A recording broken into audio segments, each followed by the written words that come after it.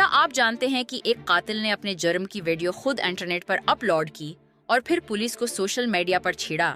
لوکا میگنوٹا نے پہلے بلیوں کو مارنے کی ویڈیوز آن لائن پوسٹ کی، پھر 2012 میں اس نے لن جن نامی شخص کو قتل کیا۔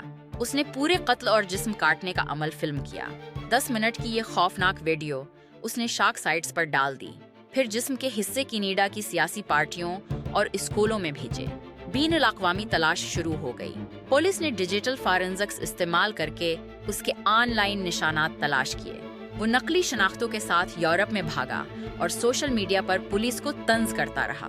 آخر کار برلن کے ایک انٹرنیٹ کیفے میں وہ اپنی ہی تلاش کی خبریں پڑھتے ہوئے پکڑا گیا۔ یہ پہلا بڑا بین الاقوامی کیس تھا جو مکمل طور پر سوشل میڈیا ثبوتوں سے حل ہوا۔